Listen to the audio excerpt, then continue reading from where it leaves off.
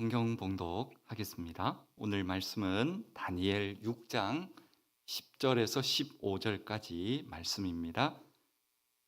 제가 갖고 있는 성경책 구약 성경 1243페이지 되겠습니다. 다니엘 6장 10절부터 15절까지 한 절씩 교독하겠습니다. 제가 6장 10절 먼저 읽겠습니다. 다니엘이 이 조서에 왕의 도장이 찍힌 것을 알고도 자기 집에 돌아가서는 윗방에 올라가 예루살렘으로 향한 창문을 열고 전에 하던 대로 하루 3번씩 무릎을 꿇고 기도하며 그의 하나님께 감사하였더라.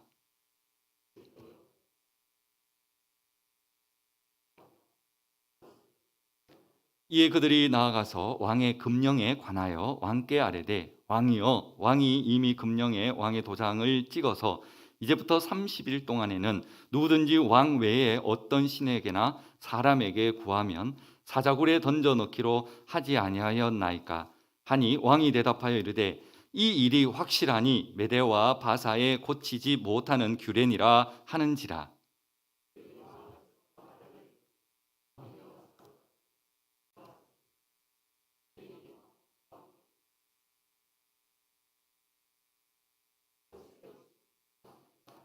왕이 이 말을 듣고 그로 말미암아 심히 근심하여 다니엘을 구원하려고 마음을 쓰며 그를 건져내려고 힘을 다하다가 해가 질 때에 이르렀더라. 그 무리들이 또 모여 왕에게로 나와서 왕께 말하되 왕이여, 메대와 바사의 규례를 아시거니와 왕께서 세우신 금령과 법도는 고치지 못할 것이니이다 하니. 아멘. 담임 목사님께서 다니엘의 기도라는 제목으로 말씀 선포해 주시겠습니다.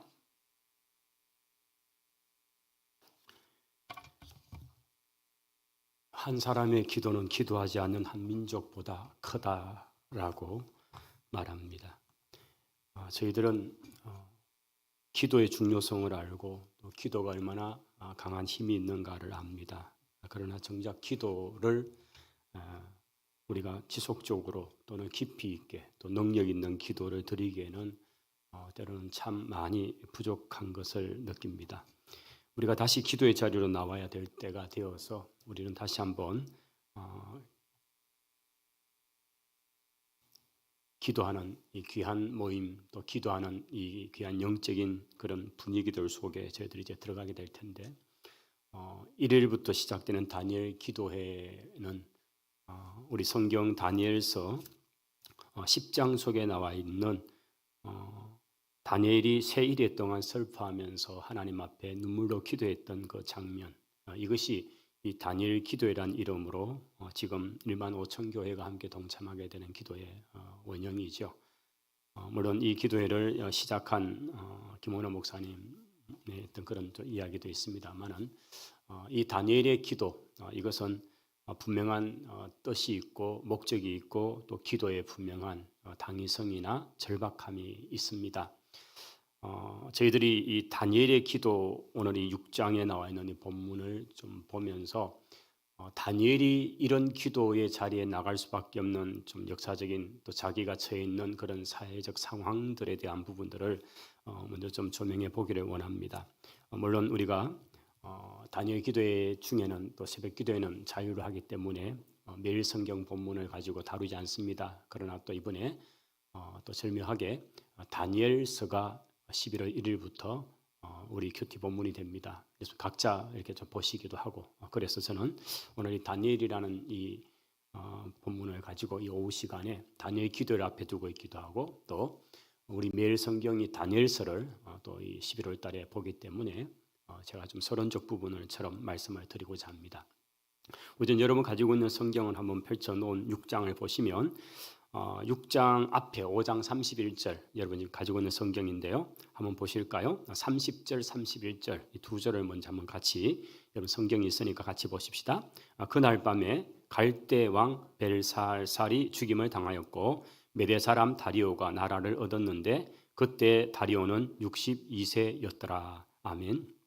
여기 이 5장 30절 31절과 6장 1절 다리오가 자기 뜻대로 고관 120명을 세워 전국을 통치하게 하였고 하면서 나오는 요 사이는 하나의 나라가 제국이 바뀌는 이런 엄청난 소용돌이 속이었습니다.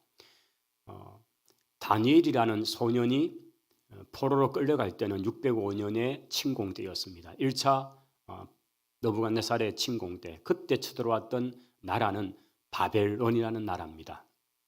그리고 바벨론의 유명한 느부갓네살 그때 이제 포로로 끌려서 갔습니다. 그때가 소년 때입니다.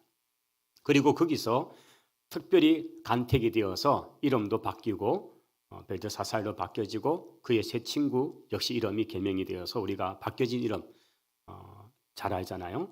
그 새 친구와 더불어서 뜻한 정한 바가 있기 때문에 왜냐하면 어릴 때부터 최소한 예루살렘에 있을 때 배웠던 그 율법에 의한 그 음식 규례에 대한 것을 갖고 있기 때문에 왕이 주는 그 진미라 할지라도 그것이 우상의 제물이기 때문에 먹지 않는 결단을 하고 그렇게 요청을 합니다. 이것은 그 일을 맡은 사람에게는 굉장히 위험한 일이죠.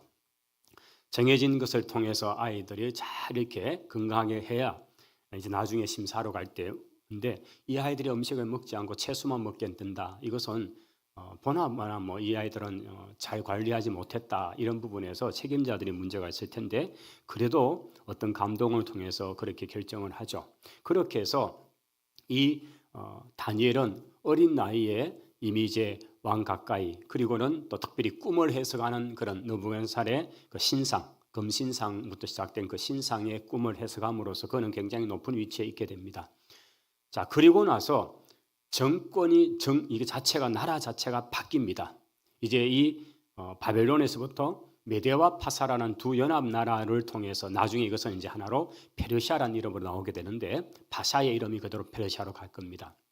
그런데 이렇게 나라가 완전히 뒤집어지고 마지막 바벨론의 왕이 벨사살 왕입니다. 우리가 오늘 5장 마지막에 나왔던 이름이고 이 벨사살 왕은 자기 제국이 이 천혜의 요새인 이 바벨론이 설마 저 거친 그 야만족 같은 메데 파사 저들이 아무 연합을 해서 와도 저들에 의해서는 무너지지 않는다. 우리가 얼마나 견고한 이게 물에 둘러싸여 있는 그런 엄청난 그런 요새인데 무너지지 않을 것이다. 그러면서 그 밤에 엉청망청 술 마시다가 그 밤에 그 벽에 하나님의 손가락이 나타나서 그렇게 메네 데겔 우바르신이라고 하는 제어보고 달아보니 하나님의 무게 청량줄에 모자랐다 하는 그 하나님의 계시가 있었죠. 그리고 그 밤에 그 수구 완전히 물로 그렇게 둘러서서 있는 그 성에 유일하게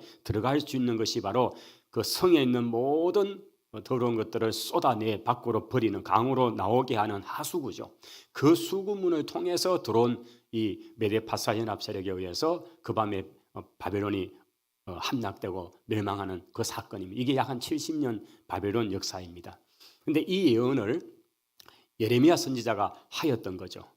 그때는 몰랐습니다. 바벨론의 포로로 끌려갈 줄 알았는데 하나님께서 그 바벨론에 끌려간 이스라엘을 돌아오게 하기 위해서 바벨론 나라 하나를 완전히 그냥 무너뜨릴 줄은 상상을 못했죠. 그런데 세계 역사는 그렇게 하나님이 만드셔가지고 정말 그 문화의 문명의 차이도 많이 나는 메데와 파사라는 사실 야만적인 거친 민족에 의해서 최고의 문화를 자랑하는 바벨론이 함락돼 버린 겁니다. 이 사건이 지금 바로 오늘 5장 30절 31절입니다. 자, 그리고 나서 31절에 메데 사람 다리오가 나라를 얻었다라고 되어 있습니다.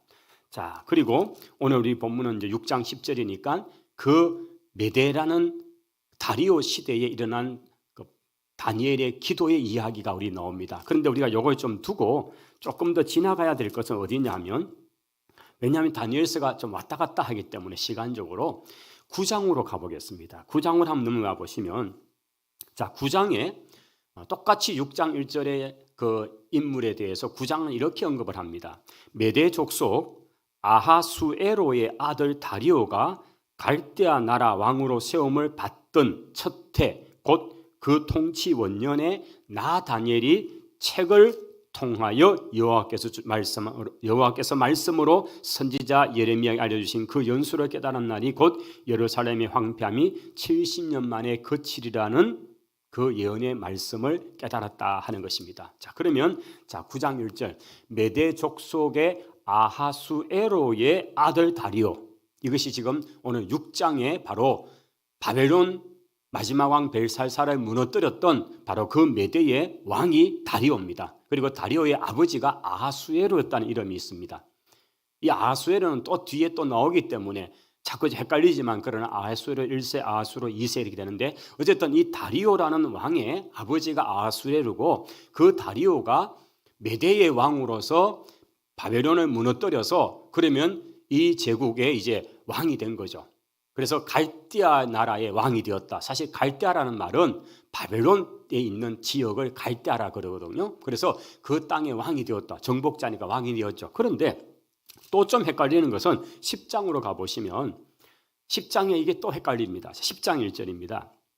자, 바사왕 고레스 제3년에 한 일이 벨드사살이라 이름한 다니엘에게 나타났는데 그 일이 참되니 곧 전쟁에 관한 것이라. 다니엘이 그 일을 분명히 깨달았고 환상을 깨달았다 이러면서 이제 세일의 기도회가 나오는데, 여기에 보면 갑자기 바사왕 고레스가 툭 튀어나옵니다. 아니 메대왕 다리오 얘기를 하다가 또 바사왕 고레스가 나오니까 이게 도대체 뭐냐. 근데 바로 여기에 이제 우리가 이 다니엘서를 이해할 때 가장 기본적으로 가져야 될 게, 바벨론이라는 나라는 약 70년밖에 건설하지 못하고 무너져 버립니다. 그런데 이 나라를 무너뜨렸던 나라는 한 나라가 아니고 두 나라 연합이었습니다. 메대와 바사라는 두 나라 연합입니다. 그리고 메대의 왕은 다리오, 바사의 왕은 바로 여기 고레스입니다. 그리고 이 다리오와 고레스의 관계는 장인어른과 사위 관계입니다. 그러니까 메대의 딸을 바사의 고레스에게 시집을 보내가지고 그래서 사위를 삼은 거예요. 그러니까 다리오가 이 고레스에게는 그런 위치에 있는 거죠. 그러니까 이제 이 두 나라가 족속적으로는 다른데, 그러나 두 나라가 또 장인어른이고 이러니까 이제 둘이 힘을 합쳐가지고 이 바벨론을 무너뜨려 버린 거예요. 그리고는 장인어른이 먼저 왕이 되셔야죠. 당연히 그러겠죠. 사위니까. 그렇게 해서 다리오가 왕이 되어서 원년인데, 그런데 횟수를 보면 똑같이 바사왕 고레스도 똑같은 원년이 되는 거예요. 그래서 나중에 이 다리오는 나이가 많기도 하고 좀 여러 가지 볼 때 이 사위만큼 안 되니까 결국은 고레스에게 다 넘어갑니다. 그래서 그 뒤에 역사는 자연스럽게 메대는 사라지고 바사라는 이름이고 이게 바로 페르시아가 되는 거예요.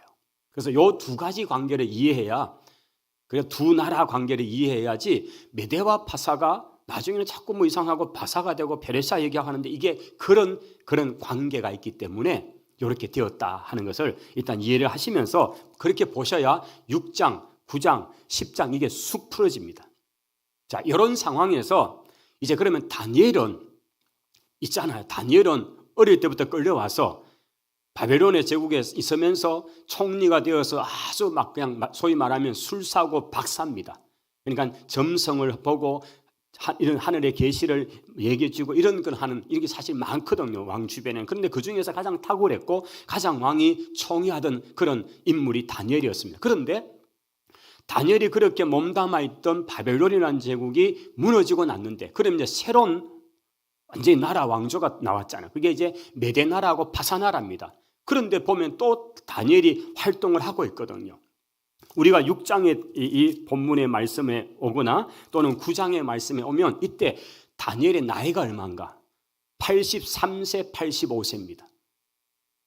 이 다니엘이 왕의 조서, 다리오 왕의 조서를 알고도 하루에 3차례씩 기도를 계속하고 있는 오늘 6장의 본문의 이야기 때 이 다니엘은 어린 다니엘이 아니에요.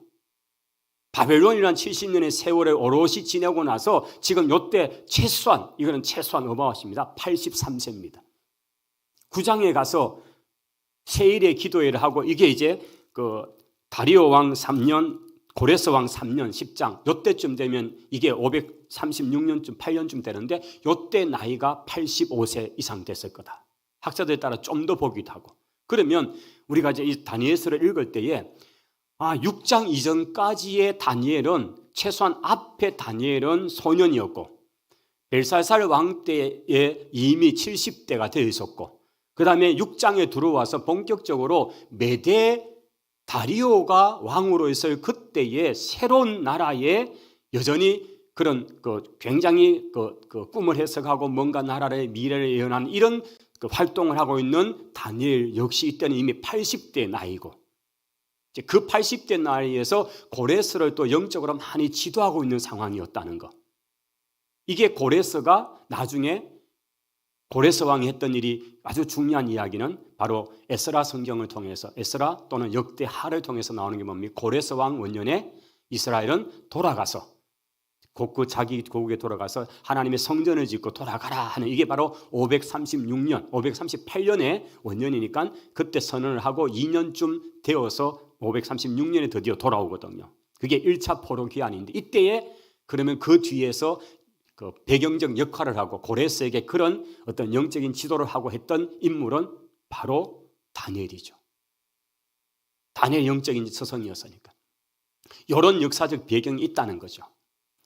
자, 그러면 오늘은 이제 6장의 이야기를 하기 때문에, 그러면 다니엘이 왜 분명히 이 메대왕 다리오의 같은 경우에 이제 새로운 나라가 세워졌습니다. 바벨론이 무너졌습니다. 그 땅을 이제 차지해서 그게 얼마나 화려한 게 그러니까 그대로 차지한 거예요. 너무 좋은 그대로 흡수해서 이제 사용하는 거예요. 그런데 주변에 이제 그 메대의 신하들, 척근들이 이제 막 왕이여, 여기는 이제 그 다니엘에 대한 시기도 있습니다. 그러면서 왕이여, 어떤 존재에게 기도하는 것은 다 왕을 망령되어야 하는 거니까 왕 외에는 왕 앞에 기도하는 것 외에는 안 되고 어떤 자기들이 섬기는 신에게 기도하지 못하게 하십시오. 그래야 왕의 권위가 섭니다. 이러니까 왕은 덜컥 좋다 하고는, 이때 다리오 왕이 한 60몇 세라고 성경에 나오죠. 그러니까 이제 이 다리오는 자기 어떤 권위를 세우는 목적으로 그렇게 덜컥 조서에다가 사인을 하고 그 공문서로 만들어서 전국에 보냈는데, 문제는 그 올무는 다니엘을 위한 올무였던 거죠. 왜냐하면 다니엘이 기도하는 사람인 걸 이 신하들이 알았거든요. 그리고 이 기도를 계속하면 왕의 명령을 어기는 일이 되니까, 이거는 그동안 눈에 가시처럼 보고 있던 다니엘을 한 방에 제거할 수 있는 기회였던 거죠. 자, 그러면 이 상황을 모르고 있는 다니엘이 아닙니다. 근데 다니엘이 이 상황을 알고 있잖아요. 그런데 왜 좀 이때는 소나기가 오면 좀 살짝 이렇게 피하면 되고, 우리가 약간 적당하게 고런쯤 되면 좀 안 믿는 것처럼 살짝 있다가 또 싹 진짜 나타나면 되고, 이렇게도 생각할 수 있겠지만은 다니엘은 그렇지 않고 여기에서 더 결사적으로 하루에 3번 예루살렘 쪽을 향해서 난 그 창문을 가지고 거기를 향해서 기도를 하고 그렇게 하는 겁니다. 자, 왜 그랬을까? 오늘 그게 바로 제가 9장의 이야기와 연결을 지어야 됩니다. 자, 이 6장과 9장은 같은 시기입니다. 자, 왜냐하면 우리가 보았던 6장 1절에 다리오가 나라를 얻었다. 다리오는 62세였다. 그리고 6장 2절에 다리오가 120 그 지역의 통치자, 이것은 120도거든요. 우리로 말하면 무슨 도, 가버너들, 도지사, 이 사람들을 세웠다는 거죠. 그만큼 페르시아 또는 이 제국, 바벨론 제국이 워낙 넓었던 거죠. 그렇게 120명의 도를 만들어서 통치할 만큼 그렇게 강력해, 그 중에서 3명의 총리를 두었고, 그렇게 그 중에 하나가 이제 지금 다니엘이니까요. 그냥 경쟁 구도가 되어서 이 다니엘을 제거할 목적으로 그렇게 한 거예요. 그런데 다니엘은 오늘 10절에, 6장 10절에 이 조서에 왕의 도장이 찍힌 것을 알고도 집으로 돌아오면 반드시 하나님 앞에 기도하고 이걸 한 거죠. 자, 그러면 다시 9장으로 가야 합니다. 자, 이 9장은 시기적으로 똑같은 시기입니다. 왜냐하면 다리오 원년입니다. 자, 메대 족속 아하수에로의 아들 다리오가 갈대아 나라 왕으로 세움을 받던 첫 해, 곧 그 통치 원년에 라고 되어 있죠. 그러니까 6장 1절, 바벨론이 무너지고 메대 왕 다리오가 섰던 그 해나 9장 1절이 같은 거예요. 그런데 이때에 다니엘에게 어떤 일이 났는가? 이걸 지금 주목하는 거죠. 그가 성경책을 읽다가 깜짝 놀라는 발견을 합니다. 예레미야 선지자가 했던 예언, 70년 후에 이 바벨론을 통해서 무너뜨리고 돌아오게 할 것이다. 예루살렘의 황폐함이 70년 만에 그칠 것이다 라는 것을 깨달았다는 겁니다. 자, 여러분, 우리는 지금 기록된 완성된 성경책이 요만한 두께로, 여러분의 핸드백에 열면 약간 무거워서 뺄까 열까 고민을 하고 그런 정도의 무게지만은요, 고대의 사회에는 성경 자체가 이렇게 없었습니다. 그래도 다니엘 같은 분은 그도 침략국에서 가져왔던 많은 자료가 있고 하니까 그렇게 엄청난 두께의 이 두루마리, 제가 이사야서 자체만 그 양피, 양껍질로 만들어진 두루마리 성경을 봤는데 이게 무게가 얼마나 나가는지요. 진짜 큰 두루마리예요 이게. 이게 이사야서 66장, 66장만 그래요. 그런데 이게 다 있는 것은 뭐 일반 사람들 아예 없고요. 자, 그렇게 파편적으로 그냥 부분적으로 성경은 알고 있는데, 그런데 이 다니엘이 어느 날 성경을 이렇게 읽는데 놀랍게도 예레미야가 하셨던 그 예언의 말씀이 그대로 성취되는 이야기가 70년 만에 돌아온다. 예루살렘이 황폐함을 거친다는데 이게 놀랍잖아요. 왜냐하면 자신이 끌려왔던 605년의 연도로부터 보니까 바벨론이 멸망하고 새로운 나라가 섰는데 이게 바로 자기 지금 시점인 거죠. 하나님이 우리를 돌아오게 하실 때가 가까이 왔네? 이게 딱 느껴지는 거죠. 자, 그러니 이 하나님의 놀라운 계획, 말씀이 성취되는 것을 보고 그는 어떻게 하겠습니까? 우리 9장 3절입니다. 9장 3절 한번 같이 읽어보십시다. 내가 금식하며 베옷을 입고 죄를 덮어쓰고 주 하나님께 기도하며 간구하기를 결심하고 내 하나님 여호와께 기도하며 자복하여 이르기를 크시고 두려워할 주 하나님, 주를 사랑하고 주의 계명을 지키는 자로의 언약을 지키시고 그에게 인자를 베푸시는 이시여, 우리가 이미 범죄에 패역하며 행악하며 반역할 주의 법도와 규례를 떠나 싸우며, 이렇게 하면서 이 과거의 역사, 왜 이스라엘이 멸망하는지 그건 예레미야서를 읽으면 다 알잖아요. 그대로 나왔죠. 그것 때문에 멸망한다. 예레미야가 눈물로 그렇게 호소했던 이야기들이 그대로 적힌 성경을 읽으면서 그는 정말 막 그냥 가슴을 통곡하면서 하나님 앞에 눈물로 기도하기 시작합니다. 여러분, 이 사실을 안 다니엘이 가만히 있을 수 있습니까? 하나님이 그렇게 하신다니까 되겠지 하고 아니에요. 이 하나님의 마음이 그에게 이식이 되니까요, 그는 견딜 수 없습니다. 하나님 앞에 엎드려 기도하지는 안 됩니다. 그러니 기도의 자리로 나옵니다. 저는 다니엘의 6장에 나오는 하루 3차례 기도, 그가 매일 전했던 이 기도는 그 근거가 이 9장에 그가 발견한 성경을 통해 깨달은 하나님의 약속, 아직은 돌아오지 않았어요. 포로기한이 있지 않고 또 자신도 포로기한에 대열이 되어서 돌아오지는 못해요. 그러나 그 모든 과정들에 관해서 지금은 메데 다리오, 실세가 되는 이 고레스의 장인이 되는 그 다리오가 통치하고 있는 이때에, 그런데 이제 이게 나라가 몇 년, 불과 2, 3년 사이에 싹 이제 고레스로 옮겨지고요. 그리고 고레스가 그러니까 이 영적으로 해안을 가지고 80세, 90세가 된 이 다니엘이 고레스를 굉장히 영적으로 지도를 많이 했다고 볼 수 있는 거죠. 그러면서 그런 어떤 것들을 통해 이 고레스가 너무 뜻밖이잖아요. 어떻게 고레스가 유다 백성들을 돌아가게 하고 성전을 짓게 하고 하늘의 하나님은 여호와다 하면서 그 고백을 하는가? 이거는 그냥 우연한 일이 아니죠. 그 뒤에 이런 늙은 선지자 다니엘이 생존해서 역사를 하고 있었다는 거잖아요. 저는 우리 다니엘 기도회라는 이 얘기하면서 다니엘의 이 기도는 결국은 이겁니다. 성경의 놀라운 깨달음입니다. 저희들이 우리 많은 성도들이 경험하는 이 부흥회라는 세대잖아요. 많은 분들이, 우리 젊은 세대들은 사실은 부흥회가 이제 우리가 몇 해 전에 우리 교회가 한두 해 부흥회를 했기 때문에 그 부흥회 있지만은 좀 우리가 경험했던 과거에 80년대, 70년대, 60년대의 부흥회와는 또 좀 이게 또 조금 질이 다르거든요. 여러분, 그 부흥회를 아는 세대 같으면요, 그 부흥회가 뭡니까? 말씀 사경회라고 했고요. 그 부흥회 때는 그 강사님이 웃기다가 울리다가 어쨌든 강력한 말씀을 통해 깨어지죠. 그러고 나면 그 안에는 그냥 눈물 바다가 되고 통곡하고 땡땡 돌고 밤새 기철화도 하고 이러면서 말씀의 깨달음을 통한 통곡의 기도로 이어지는 게 부흥회였죠. 이게 전형적인 부흥회 스타일이죠. 여러분, 이게 바로 똑같아요. 다니엘이 하나님 말씀을 그가 혼자서 읽다가 그 하나님의 놀라운 뜻과 계획과 섭리를 깨달았는데 이게 자기 시대에 그렇게 되고 있으니까요. 얼마나 충격 중에 충격이었습니다. 그러니까 그게 그대로 말씀이 육화되어 그 속에 찾아오니까 견딜 수 없는 뜨거움을 갖고 그러니까 견딜 수 없이 기도하는 거죠. 여러분, 저도 처음 은혜를 받았을 때, 진짜 은혜를 받았을 때 막 견딜 수 없는 그런 눈물과 기도와 매일같이 교회를 찾고요. 제가 그러면서 찬양대를 헌신을 하고 학생 때, 고등학생 때 찬양대를 썼는데 임직식을 한다고 토요일날 행사를 하는데 그날 학교 일 때문에 제가 못 가게 된 거예요.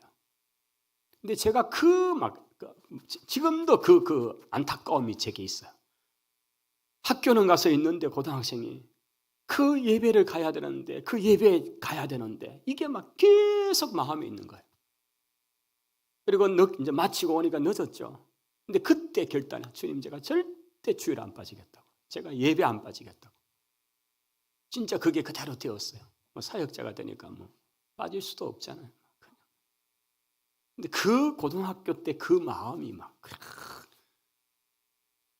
하나님이 강력하게 그냥 잡으니까 그냥 그 예배의 사모함, 하나님에 대한 그 사랑, 이게 진짜 그렇게 나오죠. 그러니까 이 다니엘이 기도하는 이 모습이 그런 거죠. 강력한 말씀에 붙들려 가지고 하나님께서 이제 곧 그들의 눈에 보여지게 그들을 돌아오게 하실 것이라는 게 있으니까, 그러면 어떻게 합니까? 당연히 기도하죠. 하나님이 어떤 것 하지 못하신다, 하나님 하신 능력이 없다고 생각하는, 기도하지 않아도 되죠. 기도 안 하죠. 왜 기도합니까? 그런데 하나님이 역사하시고 이게 지금 곧 앞에 있다고 여겨지면요, 그는 기도하기 시작합니다. 강력한 기도가 나타날 것이고. 그래서 이 9장 속에 나오는 게, 이게 9장 전체가 다니엘의 기도라는 장이 아닙니까? 얼마나 강력한 기도를 하고 있는지.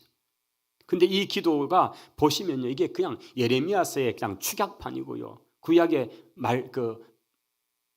열왕기의 마지막 선지자들의 외쳤던 메시지의 축약판이잖아요. 왜 멸망했는지 대해서 그냥 그대로 나타나면서 마치 아주 후손들이 그 선조의 죄를 고백하듯이 다니엘은 그렇게 자신들의 죄가 무엇이었던가, 무엇 때문에 우리가 이곳에 와서 지금 70년째 있는가, 이걸 그대로 다 토해내고 있는 이야기들이 이 19장에 쭉 나타나는 것입니다. 이렇게 강력하게 기도할 때에 또 하나님께서 들으시기도 하고, 또 이제 10장에 오면요, 이 고레서 제3년차, 그러니까 시간적으로 한 2, 3년이 흐르고 난 뒤에 또 다니엘은 세일에 3, 7이 20일 21일 동안의 기도를 작정하고 기도하는 이야기가 10장에 나옵니다. 이래서 이제 우리가 다니엘 세일의 기도에, 옛날에 그렇게 했다가 지금은 다니엘 기도에 날짜는 21일간 하는 이유가 여기 있는 거죠. 이게 그대로 지금 10장의 이야기가 쭉 나오고, 이제 이런 스토리가 쭉 전개됩니다.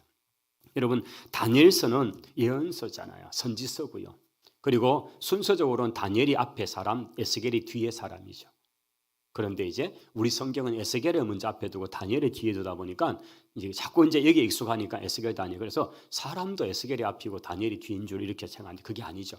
그래서 우리가 성경 할 때 순서를 정할 때 여러분 기억나시죠? 다니엘서가 먼저가, 에스겔서가 뒤에다, 역사 순서대로 보시라 하는데 그런 게 연결 쭉 되어지죠. 그래서 우리가 이 다니엘서는 그런 어떤 하나 흐름을 쭉 가지고 보시면서, 다니엘이 어떤 때였는가, 어떤 때 이런 말씀이었고 어떤 때였는가.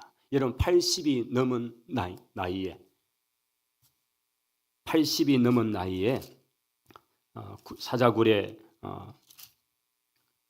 그렇게 빠뜨려진다, 이런 것들도 그래도 눈 깜짝하지 않고 하나님 앞에 눈물로 기도했던 것은 바로 이 기도의 그 시급함, 당위성, 지금 하나님의 손에 흥망성쇠가 있고 우리 민족의 지금 그 미래가 달려 있는데 기도하지 않고 되겠는가, 이러면서 하나님 앞에 기도하기 시작하는 것입니다. 그래서 결국 다리오가 이제 이 사실을 알게 되고 그 고백을 하죠.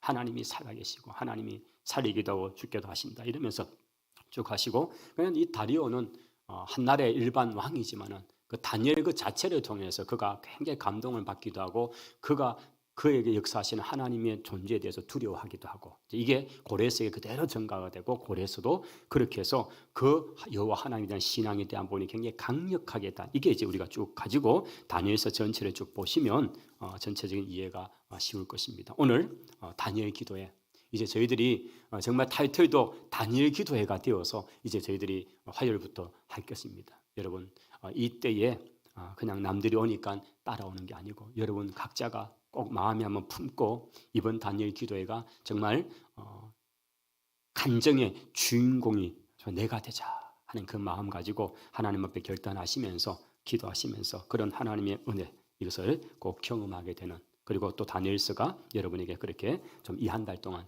새로운 달 11월에 여러분에게 가까이 다가올 수 있게 되기를 바랍니다. 기도하겠습니다. 하나님 아버지 감사합니다. 오늘 이 오후 시간에 다니엘의 기도에 관한 부분을 좀 이렇게 개괄적으로 쭉 살펴보았습니다.